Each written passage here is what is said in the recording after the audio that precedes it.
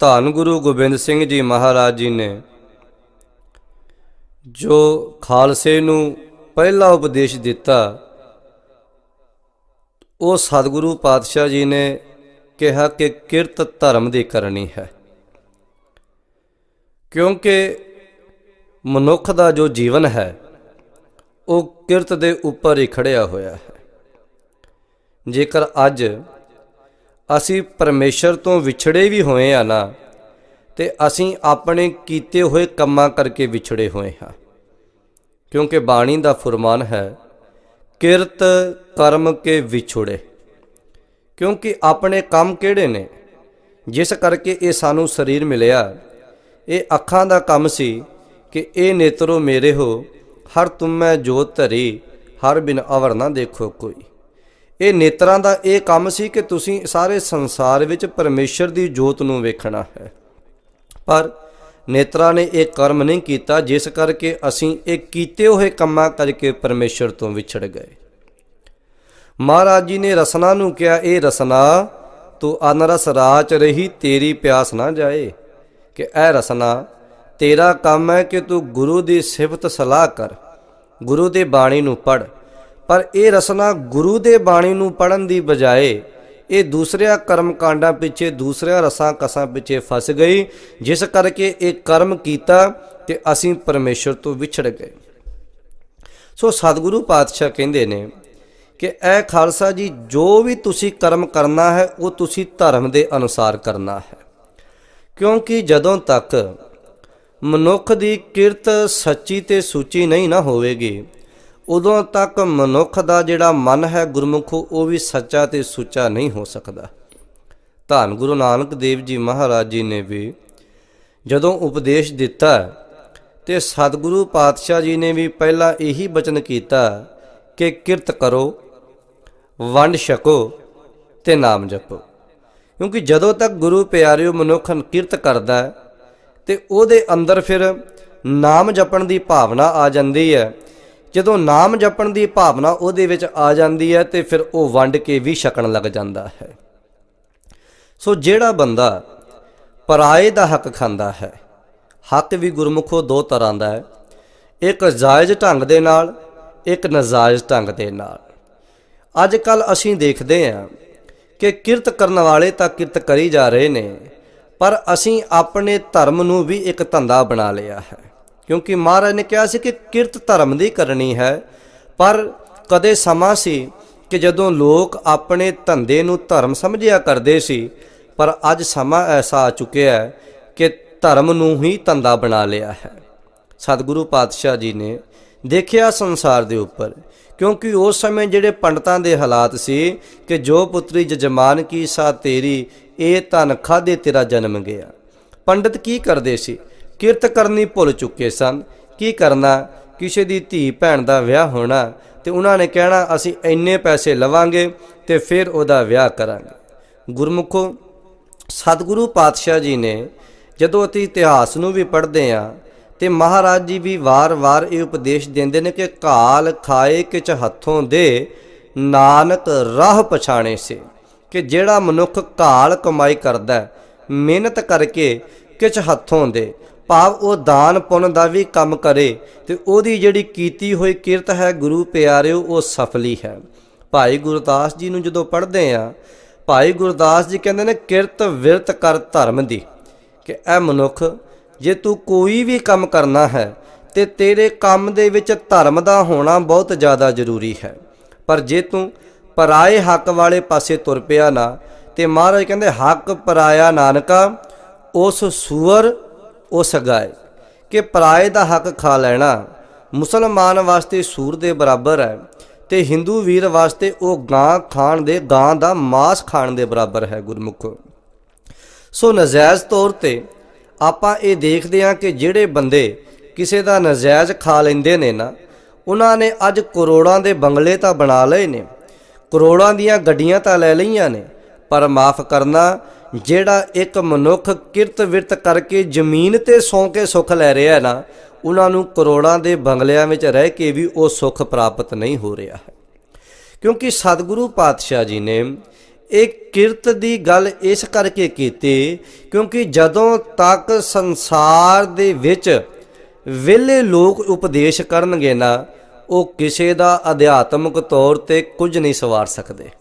ਕਿਉਂਕਿ ਜਦੋਂ ਤੱਕ ਮਨੁੱਖ ਆਪ ਕਿਰਤ ਨਹੀਂ ਕਰਦਾ, ਉਹ ਕਿਸੇ ਨੂੰ ਕਿਰਤ ਕਰਨ ਦਾ ਉਪਦੇਸ਼ ਦੇਵੇਗਾ ਨਾ, ਤੇ ਉਹਦੇ ਉੱਪਰ ਉਹਦਾ ਕੋਈ ਅਸਰ ਨਹੀਂ ਹੋਵੇਗਾ। ਸੋ ਜੇਕਰ ਗੁਰੂ ਨਾਨਕ ਦੇਵ ਜੀ ਮਹਾਰਾਜ ਜੀ ਨੇ ਵੀ ਕਿਹਾ ਕਿ ਖਾਲਸਾ ਜੀ ਕਿਰਤ ਕਰੋ, ਤੇ ਧਿਆਨ ਦੇਣਾ, ਧੰਨ ਗੁਰੂ ਨਾਨਕ ਦੇਵ ਜੀ ਮਹਾਰਾਜ ਜੀ ਨੇ ਆਪ ਖੇਤੀ ਕੀਤੀ ਹੈ, ਫਿਰ ਕਿਸੇ ਨੂੰ ਉਪਦੇਸ਼ ਦਿੱਤਾ ਕਿ ਆਪ ਜੀ ਨੇ ਕਿਰਤ ਕਰਨੀ ਹੈ। ਸੋ ਕਈ ਵਾਰ ਆਮ ਤੌਰ ਤੇ ਇਹ ਸਵਾਲ ਕਰ ਲੈਂਦੇ ਨੇ ਕਿ ਭਾਈ ਸਾਡੇ ਕੋਲ ਤਾਂ ਕਿਰਤੀ ਕੀ ਬਾਣੀ ਪੜ੍ਹਨੀ ਹੈ ਜਾਂ ਕੀਰਤਨ ਕਰਨਾ ਜਾਂ ਕਥਾ ਕਰਨੀ ਹੈ। ਧਿਆਨ ਦੇਣਾ ਜ਼ਰੂਰੀ, ਕਿਉਂਕਿ ਜੋ ਮਾਇਆ ਹੈ ਇਹ ਮਾਇਆ ਸਾਧਨ ਹੈ, ਮਾਇਆ ਇੱਕ ਲਕਸ਼ ਨਹੀਂ ਹੈ। ਪਰ ਅਸੀਂ ਕੀ ਕੀਤਾ ਕਿ ਅਸੀਂ ਇਸ ਸਰੀਰ ਨੂੰ ਸਾਧਨ ਬਣਾ ਕੇ ਮਾਇਆ ਨੂੰ ਗੁਰਮੁਖੋ ਲਕਸ਼ ਬਣਾ ਲਿਆ ਹੈ। ਕਿਉਂਕਿ ਅੱਜ ਕੱਲ੍ਹ ਅਸੀਂ ਦੇਖਦੇ ਹਾਂ ਕਿ ਦੀਵਾਨਾਂ ਦੇ ਉੱਪਰ ਵੀ ਕਈ ਵਾਰ ਕਿਸੇ ਪ੍ਰਚਾਰਕ ਨੂੰ ਬੁਲਾਇਆ ਜਾਵੇ ਤੇ ਉਹ ਪ੍ਰਚਾਰਕ ਵੀਰ ਕਹਿੰਦਾ ਕਿ ਮੈਂ ਤਾਂ 51,000 ਰੁਪਈਆ ਮੈਂ ਕੀਰਤਨ ਦਾ ਲਵਾਂਗਾ ਤੇ ਮੈਂ ਫਿਰ ਸਟੇਜ ਦੇ ਉੱਪਰ ਆਵਾਂਗਾ। ਸੋ ਧਿਆਨ ਦੇਣਾ ਗੁਰੂ ਪਿਆਰਿਓ, ਜੋ ਇਤਨਾ ਪੈਸਾ ਲੈਣਾ ਹੈ ਇਹ ਇੱਕ ਨਜਾਇਜ਼ ਹੱਕ ਹੈ। ਕਈ ਵਾਰ ਆਮ ਤੌਰ ਤੇ ਆਪਾਂ ਇਹ ਦੇਖਦੇ ਹਾਂ ਕਿ ਜਦੋਂ ਕਿਸੇ ਨੂੰ ਕਹੀਏ ਭਾਈ ਤੂੰ ਨਾਮ ਜਪ ਲੈ, ਉਹ ਕਹਿੰਦੇ ਨੇ ਕਿ ਇਹ ਤਾਂ ਕਿਰਤ ਵਿਰਤ ਕਰਨ ਦਾ ਸਮਾਂ ਹੈ, ਨਾਮ ਤਾਂ ਅਸੀਂ ਬੁੱਢੇ ਹੋ ਕੇ ਵੀ ਜਪ ਲਵਾਂਗੇ, ਕੰਮ ਕਰਨ ਦਾ ਸਮਾਂ ਹੈ। ਪਰ ਧਿਆਨ ਦੇਣਾ ਗੁਰੂ ਪਿਆਰਿਓ, ਜੇਕਰ ਗੁਰੂ ਨਾਨਕ ਦੇਵ ਮਹਾਰਾਜ ਜੀ ਦੇ ਜੀਵਨ ਨੂੰ ਵੇਖੀਏ ਤੇ ਸਤਿਗੁਰੂ ਪਾਤਸ਼ਾਹ ਜੀ ਨੇ ਜਵਾਨੀ ਦਾ ਸਾਰਾ ਸਮਾਂ ਆਪਣਾ ਪ੍ਰਚਾਰ ਵਿੱਚ ਲਾਇਆ, ਜਵਾਨੀ ਦਾ ਸਾਰਾ ਸਮਾਂ ਸਤਿਗੁਰਾਂ ਨੇ ਉਦਾਸੀਆਂ ਵਿੱਚ ਲਾਇਆ ਤੇ ਅਖੀਰ ਨੂੰ ਬੁਢੇਪੇ ਦੇ ਵਿੱਚ ਆ ਕਰਕੇ ਧੰਨ ਗੁਰੂ ਨਾਨਕ ਦੇਵ ਮਹਾਰਾਜ ਜੀ ਨੇ ਕਰਤਾਰਪੁਰ ਸਾਹਿਬ ਵਿਖੇ ਖੇਤੀ ਕੀਤੀ ਹੈ। ਗੁਰਮੁਖੋ ਕਿਰਤ ਦੇ ਉੱਪਰ ਧੰਨ ਗੁਰੂ ਨਾਨਕ ਦੇਵ ਮਹਾਰਾਜ ਜੀ ਨੇ ਜ਼ੋਰ ਇਸ ਕਰਕੇ ਦਿੱਤਾ ਕਿ ਗੁਰੂ ਗੋਬਿੰਦ ਸਿੰਘ ਮਹਾਰਾਜ ਜੀ ਨੇ ਵੀ ਇਸ ਕਰਕੇ ਕਿਰਤ ਉੱਪਰ ਜ਼ੋਰ ਦਿੱਤਾ ਕਿ ਕਿਰਤ ਦੇ ਉੱਪਰ ਹੀ ਸਿੱਖ ਦਾ ਜੋ ਜੀਵਨ ਹੈ ਉਹ ਖੜਿਆ ਹੋਇਆ ਹੈ। ਆਮ ਤੌਰ ਤੇ ਅਸੀਂ ਕਈ ਵਾਰ ਦੇਖਦੇ ਹਾਂ ਕਿ ਕਈ ਬੰਦੇ ਕੀ ਕਰਦੇ ਨੇ ਕਿ ਹਰਾਮ ਦੀ ਕਮਾਈ ਕਰਦੇ ਨੇ, ਠੱਗੀਆਂ ਮਾਰ ਕੇ ਪੈਸਾ ਲਿਆਉਂਦੇ ਨੇ ਕਿ ਬਹੁ ਪਰਪੰਚ ਕਰ ਪਰ ਧਨ ਲਿਆਵੈ, ਸੁਤ ਦਾਰਾ ਪੈ ਆਨ ਲੁਟਾਵੈ। ਜਦੋਂ ਉਹ ਇੱਦਾਂ ਦੇ ਕਰਮ ਕਰਕੇ ਮਾਇਆ ਲੈ ਕੇ ਆਉਂਦੇ ਨੇ, ਪੈਸਾ ਲੈ ਕੇ ਆਉਂਦੇ ਨੇ, ਤੇ ਫਿਰ ਇੱਕ ਵਾਰ ਇਸੇ ਤਰ੍ਹਾਂ ਨਾਲ ਕਿਸੇ ਨੇ ਮਾਇਆ ਇਕੱਤਰ ਕੀਤੀ ਚੋਰੀ ਦੀ, ਤੇ ਉਹਦੇ ਮਨ ਵਿੱਚ ਫੁਰਨਾ ਆ ਗਿਆ ਕਿ ਮੈਂ ਇਸ ਮਾਇਆ ਨੂੰ ਸਫਲਾ ਕਰ ਲਵਾਂ, ਮੈਂ ਇਸ ਮਾਇਆ ਨੂੰ ਲੇਖੇ ਵਿੱਚ ਲਾ ਲਵਾਂ। ਤੇ ਉਹਨੇ ਉਸ ਮਾਇਆ ਨੂੰ ਲੇਖੇ ਵਿੱਚ ਲਾਉਣ ਵਾਸਤੇ ਇੱਕ ਸਾਧੂਆਂ ਦੀ ਮੰਡਲੀ ਨੂੰ ਬੁਲਾਇਆ ਤੇ ਕਿਹਾ ਕਿ ਮੈਂ ਤੁਹਾਨੂੰ ਪ੍ਰਸ਼ਾਦਾ ਛਕਾਉਣਾ ਹੈ। ਜਦੋਂ ਸਾਰੇ ਸਾਧੂਆਂ ਨੂੰ ਬੁਲਾਇਆ ਗਿਆ, ਉਹਨੇ ਬੜੇ ਸੁੰਦਰ ਪਦਾਰਥ ਤਿਆਰ ਕੀਤੇ, ਉਹਨੇ ਸੋਨੇ ਦੇ ਭਾਂਡਿਆਂ ਦੇ ਵਿੱਚ ਪ੍ਰਸ਼ਾਦਾ ਉਹਨਾਂ ਸਾਧੂਆਂ ਨੂੰ ਛਕਾਇਆ। ਜਦੋਂ ਪ੍ਰਸ਼ਾਦਾ ਛਕਾਇਆ, ਪ੍ਰਸ਼ਾਦਾ ਛਕਣ ਤੋਂ ਬਾਅਦ ਇੱਕ ਸਾਧੂ ਜਦੋਂ ਪ੍ਰਸ਼ਾਦਾ ਛਕ ਕੇ ਉਹਦੇ ਮਨ ਵਿੱਚ ਲਾਲਚ ਆ ਗਿਆ, ਉਹਦੇ ਮਨ ਵਿੱਚ ਪਾਪ ਆ ਗਿਆ ਕਿ ਮੈਂ ਇਹ ਜਿਹੜਾ ਸੋਨੇ ਦਾ ਬਰਤਨ ਹੈ ਆਪਣੇ ਨਾਲ ਲੈ ਜਾਵਾਂ, ਕਿਉਂਕਿ ਜਿਹਾ ਅੰਨ ਤੇਹਾ ਮਨ, ਗੁਰਬਾਣੀ ਦਾ ਬਚਨ ਹੈ, ਬਾਬਾ ਹੋਰ ਖਾਣਾ ਖੁਸ਼ੀ ਖੁਆਰ, ਜਿਤ ਖਾਧੈ ਤਨ ਪੀੜੀਐ, ਮਨ ਮੈਂ ਚੱਲਹਿ ਵਿਕਾਰ। ਜਦੋਂ ਉਹ ਸਾਧੂ ਉਸ ਭਾਂਡੇ ਨੂੰ ਆਪਣੇ ਨਾਲ ਲੈ ਆਇਆ, ਉਹ ਦੇਖਦਾ ਨਾ ਤਾਂ ਹੁਣ ਉਹਦਾ ਨਾਮ ਵਿੱਚ ਮਨ ਲੱਗ ਰਿਹਾ, ਨਾ ਸਿਮਰਨ ਵਿੱਚ ਮਨ ਲੱਗ ਰਿਹਾ, ਤੇ ਨਾ ਹੀ ਉਹਦਾ ਕਿਸੇ ਸਮਾਧੀ ਦੇ ਅੰਦਰ ਮਨ ਲੱਗ ਰਿਹਾ ਹੈ। ਗੁਰਮੁਖੋ ਉਸ ਤੋਂ ਬਾਅਦ ਉਹ ਸੋਚਦਾ ਕਿ ਕੀ ਖੇਡ ਵਾਪਰੀ ਹੈ। ਜਦੋਂ ਜਿਹੜਾ ਉਹਨੇ ਪਦਾਰਥ ਖਾਧਾ ਸੀ, ਭੋਜਨ ਖਾਧਾ ਸੀ, ਜਦੋਂ ਉਹ ਬਿਸ਼ਟਾ ਬਣ ਕੇ ਉਹਦੇ ਅੰਦਰੋਂ ਨਿਕਲ ਗਿਆ, ਉਹਨੂੰ ਥੋੜੀ ਜਿਹੀ ਸੋਝੀ ਆਈ ਕਿ ਮੈਂ ਇਦਾਂ ਦੀ ਖੇਡ ਮੇਰੇ ਨਾਲ ਵਰਤ ਗਈ ਹੈ। ਸੋ ਧਿਆਨ ਦੇਣਾ, ਉਹ ਫਿਰ ਉਹ ਕਟੋਰੇ ਨੂੰ ਲੈ ਕੇ ਆਪਣੇ ਸਾਧੂਆਂ ਦੇ ਕੋਲ ਗਿਆ। ਜਦੋਂ ਉਹ ਸਾਧੂਆਂ ਮਹਾਤਮਾ ਦੇ ਕੋਲ ਜਾ ਕੇ ਬੈਠਾ ਤੇ ਉਹਨੇ ਸਾਧੂਆਂ ਨੂੰ ਜਾ ਕਰਕੇ ਇਹ ਸਵਾਲ ਕੀਤਾ ਕਿ ਐ ਮਹਾਤਮਾ ਜੀ, ਚੋਰੀ ਕਰਨਾ ਪਾਪ ਹੈ ਕਿ ਨਹੀਂ? ਤੇ ਉਹਨਾਂ ਨੇ ਕਿਹਾ ਭਾਈ ਚੋਰੀ ਕਰਨਾ ਤੇ ਬੜਾ ਵੱਡਾ ਪਾਪ ਹੈ, ਪਰ ਅਗਲਾ ਸਵਾਲ ਕਰਦਾ ਹੈ ਕਿ ਚੋਰੀ ਕਰਕੇ ਜੇਕਰ ਕੋਈ ਮੰਨ ਜਾਵੇ ਤਾਂ ਫਿਰ ਉਹਨੂੰ ਮਾਫ ਕਰ ਦਿੱਤਾ ਜਾਂਦਾ ਹੈ। ਕਹਿੰਦੇ ਹਾਂ, ਜੇਕਰ ਕੋਈ ਚੋਰੀ ਕਰਕੇ ਮੰਨ ਜਾਂਦਾ ਹੈ ਤੇ ਉਸ ਮਨੁੱਖ ਨੂੰ ਮਾਫ ਕਰ ਦਿੱਤਾ ਜਾਂਦਾ, ਉਹ ਫਿਰ ਪਾਪੀ ਨਹੀਂ ਕਹਾਉਂਦਾ। ਉਹਨੇ ਉਸੇ ਵੇਲੇ ਆਪਣੇ ਆਪਣੇ ਝੋਲੇ ਦੇ ਵਿੱਚੋਂ ਉਹਨੇ ਉਹ ਕਟੋਰਾ ਕੱਢ ਕੇ ਰੱਖ ਦਿੱਤਾ ਕਿ ਆਹ ਕਟੋਰਾ ਜਿੱਥੇ ਮੈਂ ਪ੍ਰਸ਼ਾਦਾ ਛਕਣ ਗਿਆ ਸੀ ਮੈਂ ਉੱਥੋਂ ਚੱਕ ਲਿਆਂਦਾ। ਹੁਣ ਜਿਹੜੇ ਮਹਾਤਮਾ ਸੀ ਉਹ ਦੂਰ ਦ੍ਰਿਸ਼ਟੀ ਵਾਲੇ ਸੀ, ਉਹਨਾਂ ਨੇ ਸੋਚਿਆ ਕਿ ਇਹ ਤਾਂ ਨਾਮ ਬਾਣੀ ਵਾਲਾ ਹੈ, ਸਿਮਰਨ ਭਜਨ ਵਾਲਾ ਹੈ, ਫਿਰ ਇਸ ਮਨੁੱਖ ਨੇ ਐਸੀ ਖੇਡ ਕਿਉਂ ਵਰਤਾ ਦਿੱਤੀ। ਸੋ ਧਿਆਨ ਦੇਣਾ, ਉਸ ਸ਼ਾਹੂਕਾਰ ਨੂੰ ਬੁਲਾਇਆ ਗਿਆ। ਸ਼ਾਹੂਕਾਰ ਨੂੰ ਬੁਲਾ ਕੇ ਪੁੱਛਿਆ ਗਿਆ ਕਿ ਭਾਈ ਸੱਚੋ ਸੱਚ ਦੱਸੀ ਕਿ ਜਿਹੜਾ ਤੂੰ ਪ੍ਰਸ਼ਾਦਾ ਇਹਨਾਂ ਸਾਧੂਆਂ ਨੂੰ ਛਕਾਇਆ ਸੀ ਉਹ ਮਾਇਆ ਕੈਸੀ ਸੀ। ਉਹਨੇ ਕਿਹਾ ਕਿ ਮਹਾਂਪੁਰਖੋ ਮੈਂ ਝੂਠ ਨਹੀਂ ਬੋਲਦਾ, ਉਹ ਜਿਹੜਾ ਧਨ ਮੈਂ ਲੈ ਕੇ ਆਇਆ ਸੀ ਉਹ ਧਨ ਸਾਰਾ ਚੋਰੀ ਦਾ ਸੀ, ਉਹ ਠੱਗੀ ਠੋਰੀ ਦੀ ਕਮਾਈ ਸੀ, ਤੇ ਮੈਂ ਸੋਚਿਆ ਕਿ ਇਸ ਕਮਾਈ ਨੂੰ, ਇਸ ਪੈਸੇ 'ਚੋਂ ਥੋੜ੍ਹਾ ਦਾਨ ਮੈਂ ਮਹਾਂਪੁਰਖਾਂ ਸਾਧੂਆਂ ਨੂੰ ਖਵਾ ਕੇ ਮੈਂ ਸਫਲਾ ਕਰ ਲਵਾਂ। ਗੁਰਮੁਖੋ, ਕਿਉਂਕਿ ਜਿਹਾ ਅੰਨ ਤੇਹਾ ਮਨ। ਇੱਕ ਬੇਨਤੀ ਪ੍ਰਵਾਨ ਕਰਿਓ, ਸਭ ਨੂੰ ਪਤਾ ਹੈ ਕਿ ਸਾਡੀ ਕਮਾਈ ਕੈਸੀ ਹੈ। ਹਰੇਕ ਮਨੁੱਖ ਜਾਣਦਾ ਹੈ ਕਿ ਮੈਂ ਚੋਰੀ ਦਾ ਪੈਸਾ ਘਰ ਲੈ ਕੇ ਆ ਰਿਹਾ, ਕਿ ਮੈਂ ਮਿਹਨਤ ਦਾ ਪੈਸਾ ਘਰ ਲੈ ਕੇ ਆ ਰਿਹਾ। ਜਿਹੜੇ ਮਨੁੱਖ ਚੋਰੀ ਕਰਕੇ, ਠੱਗੀਆਂ ਕਰਕੇ ਪੈਸਾ ਆਪਣੇ ਘਰਾਂ ਵਿੱਚ ਲੈ ਕੇ ਆਉਂਦੇ ਨੇ ਨਾ, ਉਹਨਾਂ ਸੱਜਣਾ ਦੇ ਚਰਨਾਂ 'ਚ ਇਹ ਬੇਨਤੀ ਹੈ ਕਿ ਉਹ ਕਿਸੇ ਨੂੰ ਪ੍ਰਸ਼ਾਦਾ ਨਾ ਛਕਾਣ, ਕਿਉਂਕਿ ਆਪਣਾ ਤਾਂ ਉਹ ਜੀਵਨ ਵਿਅਰਥ ਗਵਾਉਣਗੇ ਹੀ ਗਵਾਉਣਗੇ। ਆਪਣਾ ਤਾਂ ਜੀਵਨ ਉਹਨਾਂ ਦਾ ਖੱਜਲ ਹੋਵੇਗਾ ਹੀ ਹੋਵੇਗਾ। ਜਿਹੜਾ ਉਸ ਪ੍ਰਸ਼ਾਦੇ ਨੂੰ ਗੁਰਮੁਖੋ ਛਕੇਗਾ ਉਹਦਾ ਜੀਵਨ ਵੀ ਖਤਮ ਹੋ ਜਾਵੇਗਾ, ਉਹਦਾ ਜੀਵਨ ਵੀ ਸਮਾਪਤ ਹੋ ਜਾਵੇਗਾ। ਕਿਉਂਕਿ ਕਿਰਤ ਵਿਰਤ ਕਰਨ ਵਾਲੇ ਬੰਦੇ ਦੇ ਘਰ ਦਾ ਜੇਕਰ ਕੋਈ ਪ੍ਰਸ਼ਾਦਾ ਛਕ ਲੈਂਦਾ ਨਾ ਗੁਰਮੁਖੋ, ਤੇ ਉਹ ਕਿਰਤ ਵਿਰਤ ਕਰਨ ਵਾਲੇ ਬੰਦੇ ਦਾ ਪ੍ਰਸ਼ਾਦਾ ਮਨੁੱਖ ਨੂੰ ਬ੍ਰਹਮ ਗਿਆਨ ਦੀ ਦਾਤ ਵੀ ਪ੍ਰਾਪਤ ਕਰਵਾ ਦਿੰਦਾ ਹੈ। ਧੰਨ ਗੁਰੂ ਨਾਨਕ ਦੇਵ ਜੀ ਮਹਾਰਾਜ ਜੀ ਨੇ ਜਦੋਂ ਗੁਰੂ ਪਿਆਰੋ ਸਤਿਗੁਰੂ ਪਾਤਸ਼ਾਹ ਮਰਦਾਨੇ ਦੇ ਨਾਲ ਵਿਚਰਦੇ ਪਏ ਨੇ, ਮਰਦਾਨੇ ਨੂੰ ਭੁੱਖ ਲੱਗੀ ਹੈ। ਮਰਦਾਨਾ ਕਹਿੰਦਾ ਮਹਾਰਾਜ ਇਹ ਖੇਤਾਂ ਦੇ ਵਿੱਚ ਛੋਲਿਆਂ ਦੀ ਫਸਲ ਬੜੀ ਸੋਹਣੀ ਹੈ, ਇਹ ਹੋਲਾ ਤੋੜ ਕੇ ਹੋਲਾ ਕਰ ਲਵਾਂ। ਜਦੋਂ ਮਰਦਾਨੇ ਨੇ ਇਹ ਗੱਲ ਕੀਤੀ ਕਿ ਧੰਨ ਗੁਰੂ ਨਾਨਕ ਦੇਵ ਮਹਾਰਾਜ ਕਹਿੰਦੇ ਮਰਦਾਨਿਆ ਇੱਕ ਗੱਲ ਦੱਸ ਕਿ ਇਹ ਜਿਹੜਾ ਖੇਤ ਹੈ ਇਹ ਤੇਰਾ ਹੈ? ਕਹਿੰਦਾ ਨਹੀਂ ਮਹਾਰਾਜ ਜੀ ਮੇਰਾ ਨਹੀਂ ਹੈ। ਇਸ ਖੇਤ ਦੇ ਵਿੱਚ ਬੀਜ ਤੂੰ ਬੀਜਿਆ ਹੈ? ਨਹੀਂ ਮਹਾਰਾਜ ਮੈਂ ਬੀਜ ਵੀ ਨਹੀਂ ਬੀਜਿਆ। ਤੂੰ ਰਾਖੀ ਕੀਤੀ? ਨਹੀਂ ਮੈਂ ਰਾਖੀ ਵੀ ਨਹੀਂ ਕੀਤੀ।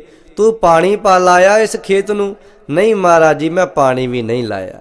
ਮਰਦਾਨਿਆ ਖੇਤ ਤੇਰਾ ਨਹੀਂ, ਮਰਦਾਨਿਆ ਇਸ ਖੇਤ ਦੇ ਵਿੱਚ ਤੂੰ ਵਾਹੀ ਨਹੀਂ ਕੀਤੀ, ਪਾਣੀ ਤੂੰ ਨਹੀਂ ਲਾਇਆ, ਬੀਜਿਆ ਤੂੰ ਨਹੀਂ, ਫਿਰ ਤੂੰ ਇਹ ਦੱਸ ਇਸ ਖੇਤ ਦੀ ਫਸਲ ਦੇ ਉੱਪਰ ਫਿਰ ਤੇਰਾ ਹੱਕ ਕਿਵੇਂ ਹੈ?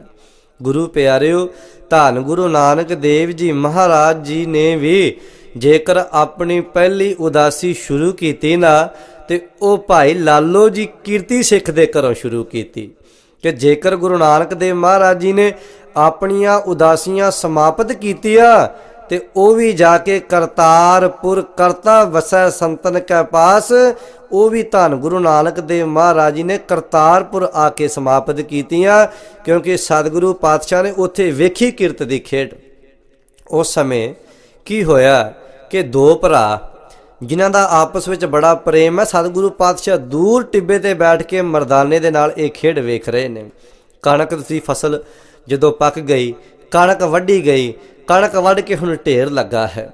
ਜਦੋਂ ਉਸ ਦੋ ਢੇਰ ਲੱਗ ਗਏ ਤੇ ਜਿਹੜਾ ਛੋਟਾ ਭਰਾ ਸੀ ਉਹ ਵੱਡੇ ਭਰਾ ਨੂੰ ਕਹਿੰਦਾ ਭਰਾਵਾ ਤੂੰ ਐ ਕਰ ਘਰ ਜਾ ਕੇ ਪ੍ਰਸ਼ਾਦਾ ਲੈ ਕੇ ਆ, ਮੈਂ ਇਸ ਖੇਤ ਦੇ ਵਿੱਚ ਮੈਂ ਰਾਖੀ ਕਰਦਾ ਹਾਂ। ਜਦੋਂ ਉਹ ਵੱਡਾ ਭਰਾ ਘਰ ਪ੍ਰਸ਼ਾਦਾ ਲੈਣ ਵਾਸਤੇ ਆਇਆ ਤੇ ਛੋਟੇ ਭਰਾ ਨੇ ਜਿਹੜਾ ਦਾਣਿਆਂ ਦਾ ਢੇਰ ਉਹਦੇ ਵਾਸਤੇ ਲੱਗਾ ਹੋਇਆ ਸੀ, ਉਹਦੇ ਵਿੱਚੋਂ ਉਹਨੇ 10-15 ਪੀਪੇ ਕਣਕ ਦੇ ਭਰ ਕੇ ਵੱਡੇ ਭਰਾ ਦੀ ਢੇਰੀ ਵਿੱਚ ਪਾ ਦਿੱਤੇ।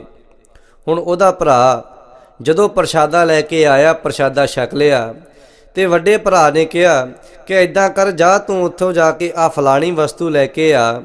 ਤੇ ਉਸੇ ਜਦੋਂ ਉਹ ਵਸਤੂ ਲੈਣ ਗਿਆ ਤੇ ਧੰਨ ਉਸ ਦੇ ਭਰਾ ਨੇ ਆਪਣੇ ਕਣਕ ਦੇ ਵਿੱਚੋਂ 20-25 ਪੀਪੇ ਉਸ ਛੋਟੇ ਭਰਾ ਦੇ ਕਣਕ ਵਿੱਚ ਢੇਰੀ ਕਰ ਦਿੱਤੇ। ਧੰਨ ਗੁਰੂ ਨਾਨਕ ਦੇਵ ਜੀ ਮਹਾਰਾਜ ਇਹ ਸਾਰੇ ਕੌਤਕ ਨੂੰ, ਇਹ ਸਾਰੀ ਖੇਡ ਨੂੰ ਦੂਰੋਂ ਦੇਖ ਰਹੇ ਸਨ। ਮਹਾਰਾਜ ਉੱਥੇ ਪਹੁੰਚੇ। ਜਦੋਂ ਮਹਾਰਾਜ ਜੀ ਨੇ ਆ ਕੇ ਦੇਖਿਆ ਕਿ ਇਹ ਕੀ ਖੇਡ ਤੁਸੀਂ ਵਰਤਾਈ ਹੈ, ਤੇ ਸਤਿਗੁਰੂ ਪਾਤਸ਼ਾਹ ਨੇ ਜਦੋਂ ਪੁੱਛਿਆ ਤੇ ਉਹਨਾਂ ਨੇ ਦੱਸਿਆ ਕਿ ਮਹਾਰਾਜ ਜੀਓ ਛੋਟਾ ਭਰਾ ਕਹਿੰਦਾ ਕਿ ਮਹਾਰਾਜ ਜੀ ਇਹ ਵੱਡਾ ਭਰਾ ਹੈ, ਇਹਦੇ ਜਵਾਕ ਜ਼ਿਆਦਾ ਨੇ, ਮੇਰੇ 2 ਬੱਚੇ ਨੇ, ਇਹਦੇ 5 ਬੱਚੇ ਨੇ, ਮੇਰਾ ਤੇ ਥੋੜੀ ਕਣਕ ਦੇ ਨਾਲ ਵੀ ਗੁਜ਼ਾਰਾ ਹੋ ਜਾਵੇਗਾ, ਪਰ ਇਹਦਾ ਇਸ ਕਣਕ ਨਾਲ ਗੁਜ਼ਾਰਾ ਨਹੀਂ ਸੀ ਹੋਣਾ। ਜਦੋਂ ਵੱਡੇ ਭਰਾ ਨੂੰ ਪੁੱਛਿਆ, ਉਹ ਕਹਿੰਦਾ ਮਹਾਰਾਜ ਜੀਓ ਇਹ ਵੱਡਾ ਭਰਾ, ਮੈਂ ਇਹਦਾ ਵੱਡਾ ਭਰਾ ਹਾਂ, ਇਹ ਮੇਰਾ ਛੋਟਾ ਭਰਾ ਹੈ, ਔਰ ਵੱਡੇ ਭਰਾ ਦਾ ਹੱਕ ਬਣਦਾ ਹੈ ਕਿ ਛੋਟੇ ਭਰਾ ਨੂੰ ਪਾਲੇ। ਛੋਟਾ ਭਰਾ ਵੀ ਬੱਚਿਆਂ ਵਾਂਗ ਹੁੰਦਾ। ਜਦੋਂ ਗੁਰੂ ਨਾਨਕ ਦੇਵ ਮਹਾਰਾਜ ਜੀ ਨੇ ਇਹ ਖੇਡ ਵੇਖੀ ਤੇ ਸਤਿਗੁਰੂ ਪਾਤਸ਼ਾਹ ਕਹਿੰਦੇ ਮਰਦਾਨਿਆ ਅੱਜ ਤੋਂ ਬਾਅਦ ਅਸੀਂ ਇੱਥੇ ਹੀ ਰਹਿਣਾ ਹੈ, ਕਿਉਂਕਿ ਇੱਥੇ ਧਰਮ ਹੈ, ਇੱਥੇ ਕਿਰਤ ਕਰਨ ਵਾਲੇ ਨੇ, ਔਰ ਜਿੱਥੇ ਕਿਰਤ ਹੈ ਉੱਥੇ ਹੀ ਧਰਮ ਹੋਇਆ ਕਰਦਾ ਹੈ।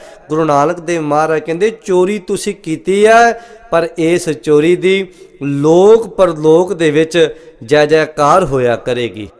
ਜਦੋਂ ਤੱਕ ਮਨੁੱਖ ਧਰਮ ਦੀ ਕਿਰਤ ਨਹੀਂ ਕਰੇਗਾ ਔਰ ਉਦੋਂ ਤੱਕ ਉਹਦੇ ਅੰਦਰ ਸੰਤੋਖ ਨਹੀਂ ਪੈਦਾ ਹੋ ਸਕਦਾ, ਕਿਉਂਕਿ ਬਾਣੀ ਦਾ ਬਚਨ ਹੈ ਬਿਨਾ ਸੰਤੋਖ ਨਹੀਂ ਕੋ ਰਾਜੈ। ਔਰ ਜਦੋਂ ਤੱਕ ਮਨੁੱਖ ਦੇ ਅੰਦਰ ਸੰਤੋਖ ਪੈਦਾ ਨਹੀਂ ਹੁੰਦਾ, ਮਨੁੱਖ ਦੀ ਤ੍ਰਿਸ਼ਨਾ ਨਹੀਂ ਮਿਟ ਸਕਦੀ। ਜਦੋਂ ਤੱਕ ਮਨੁੱਖ ਦੀ ਤ੍ਰਿਸ਼ਨਾ ਨਹੀਂ ਮਿਟਦੀ, ਉਦੋਂ ਤੱਕ ਮਨੁੱਖ ਦਾ ਜਿਹੜਾ ਮਨ ਹੈ ਉਹ ਟਿਕਾ ਵਿੱਚ ਨਹੀਂ ਰਹਿੰਦਾ, ਉਹ ਚੰਚਲ ਰਹਿੰਦਾ ਹੈ। ਔਰ ਜਦੋਂ ਉਹਦਾ ਮਨ ਟਿਕਾ ਵਿੱਚ ਨਹੀਂ ਰਹਿੰਦਾ, ਜਦੋਂ ਤੱਕ ਉਹਦਾ ਮਨ ਚੰਚਲ ਰਹਿੰਦਾ ਹੈ, ਉਹ ਮਨੁੱਖ ਦਾ ਮਨ ਬਾਣੀ ਦੇ ਨਾਲ ਨਹੀਂ ਜੁੜ ਸਕਦਾ ਗੁਰਮੁਖੋ। ਔਰ ਸੱਚਾਈ ਹੈ ਕਿ ਜਿਹੜਾ ਮਨੁੱਖ ਕਿਰਤ ਕਰਦਾ ਹੈ, ਨਾਮ ਵੀ ਉਹੀ ਜਪ ਸਕਦਾ ਹੈ। ਦਾਸ ਨੇ ਇਸ ਗੱਲ ਦਾ ਪ੍ਰਤੱਖ ਪ੍ਰੈਕਟੀਕਲ ਦੁਬਈ ਦੀ ਧਰਤੀ ਤੇ ਵੇਖਿਆ।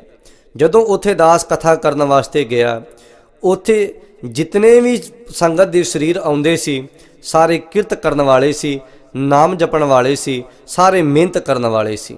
ਜਦੋਂ ਉੱਥੇ ਕਥਾ ਕਰਿਆ ਕਰਨੀ, ਹਜ਼ਾਰਾਂ ਦਾ ਇਕੱਠ ਹੁੰਦਾ ਸੀ, ਪਰ ਉਸ ਹਜ਼ਾਰਾਂ ਦੇ ਇਕੱਠ ਵਿੱਚ ਪੱਤਾ ਡਿੱਗਣ ਦੀ ਆਵਾਜ਼ ਤਾਂ ਆ ਸਕਦੀ ਸੀ, ਪਰ ਕਿਸੇ ਮਨੁੱਖ ਦੀ ਆਵਾਜ਼ ਨਹੀਂ ਸੀ ਆਉਂਦੀ, ਕਿਉਂਕਿ ਉਹ ਕਿਰਤ ਕਰਦੇ ਸਨ। ਔਰ ਜਿਹੜਾ ਮਨੁੱਖ ਕਿਰਤ ਕਰਦਾ ਹੈ ਗੁਰਮੁਖੋ, ਧਰਮ ਦੇ ਨਾਲ ਵੀ ਉਹੀ ਜੁੜ ਸਕਦਾ ਹੈ। ਔਰ ਜਿਹੜਾ ਮਨੁੱਖ ਧਰਮ ਦੀ ਕਿਰਤ ਨਹੀਂ ਕਰਦਾ, ਹਰਾਮ ਦੀ ਕਮਾਈ ਉਹਦੇ ਘਰ ਵਿੱਚ ਆਉਂਦੀ ਹੈ ਨਾ, ਤੇ ਸਤ ਜਾਣਿਓ ਜੇਕਰ ਉਹ ਪਾਪਾਂ ਦਾ ਪੈਸਾ ਘਰ ਲੈ ਕੇ ਆਉਂਦਾ ਨਾ, ਤੇ ਉਹ ਪਾਪਾਂ ਦਾ ਪੈਸਾ ਆਪਣੇ ਉੱਪਰ ਤਾਂ ਉਹਦੇ ਨਿਕਲੇਗਾ, ਉਹਦੀ ਔਲਾਦ ਦੇ ਵਿੱਚੋਂ ਵੀ ਨਿਕਲਦਾ ਹੈ। ਆਮ ਤੌਰ ਤੇ ਅਸੀਂ ਦੇਖਦੇ ਹਾਂ, ਆਪਾਂ ਸਾਰੇ ਦੇਖਦੇ ਹਾਂ ਕਿ ਜਿਹੜੇ ਆਮ ਤੌਰ ਤੇ ਰਿਸ਼ਵਤਾਂ ਮਾਰ ਲੈਂਦੇ ਨੇ, ਠੱਗੀਆਂ ਮਾਰਦੇ ਨੇ, ਤੇ ਉਹਨਾਂ ਦਾ ਜਿਹੜਾ ਪੈਸਾ ਰਿਸ਼ਵਤਾਂ ਵਾਲਾ ਹੈ ਉਹ ਉਹਨਾਂ ਦੀ ਔਲਾਦ ਉੱਪਰ ਇਸ ਢੰਗ ਨਾਲ ਨਿਕਲਦਾ ਹੈ ਕਿ ਜਾਂ ਤਾਂ ਔਲਾਦ ਸ਼ਰਾਬਾਂ ਪੀਣ ਲੱਗ ਜਾਂਦੀ ਹੈ, ਜਾਂ ਫਿਰ ਉਹਦੀ ਔਲਾਦ ਡਰੱਗਸ ਕਰਨ ਲੱਗ ਜਾਂਦੀ ਹੈ, ਨਸ਼ੇ ਵਾਲੇ ਪੈਸੇ ਪੈ ਜਾਂਦੀ ਹੈ, ਤੇ ਜਾਂ ਘਰ ਦੇ ਵਿੱਚ ਕੋਈ ਨਾ ਕੋਈ ਐਸੀ ਬਿਮਾਰੀ ਘੇਰ ਲੈਂਦੀ ਹੈ ਕਿ ਉਹਦਾ ਜਿਹੜਾ ਸਾਰਾ ਪੈਸਾ ਹੈ ਉਹ ਇਹਨਾਂ ਕੰਮਾਂ ਵਾਲੇ ਪਾਸੇ ਹੀ ਲੱਗ ਜਾਂਦਾ ਹੈ। ਪਰ ਜੇਕਰ ਸੱਚਾਈ ਮੰਨੀਏ ਤੇ ਗੁਰਮੁਖੋ ਜਿਹੜੇ ਕਿਰਤ ਕਰਨ ਵਾਲੇ ਨੇ, ਉਹ ਜੇਕਰ ਕੋਈ 100 ਰੁਪਇਆ ਦਿਹਾੜੀ ਵੀ ਲੈ ਕੇ ਆਉਂਦਾ ਨਾ, ਉਹਦੇ ਅੰਦਰ ਵੀ ਸੰਤੋਖ ਹੈ, ਕਿਉਂਕਿ ਉਹ 10 ਨੋਆਂ ਦੀ ਕਿਰਤ ਕਰਕੇ ਲੈ ਕੇ ਆ ਰਿਹਾ ਹੈ। ਇਸ ਕਰਕੇ ਸਤਿਗੁਰੂ ਪਾਤਸ਼ਾਹ ਜੀ ਨੇ ਸਾਨੂੰ ਪਹਿਲਾ ਸਿਧਾਂਤ ਇਹ ਬਖਸ਼ਿਆ ਕਿ ਖਾਲਸਾ ਜੀ ਆਪ ਜੀ ਨੇ ਕਿਰਤ ਕਰਨੀ ਹੈ, ਉਹ ਧਰਮ ਦੀ ਕਰਨੀ ਹੈ। ਧਰਮ ਨੂੰ ਕਿਰਤ ਦੇ ਨਾਲ ਜੋੜ ਕਰਕੇ ਚੱਲਣਾ ਹੈ, ਨਾ ਕਿ ਧਰਮ ਨੂੰ ਹੀ ਆਪਣੀ ਕਿਰਤ ਬਣਾ ਲੈਣੀ ਹੈ। ਇਹ ਪਹਿਲਾ ਉਪਦੇਸ਼ ਧੰਨ ਗੁਰੂ ਗੋਬਿੰਦ ਸਿੰਘ ਮਹਾਰਾਜ ਜੀ ਨੇ ਸਾਨੂੰ ਬਖਸ਼ਣਾ ਕੀਤਾ।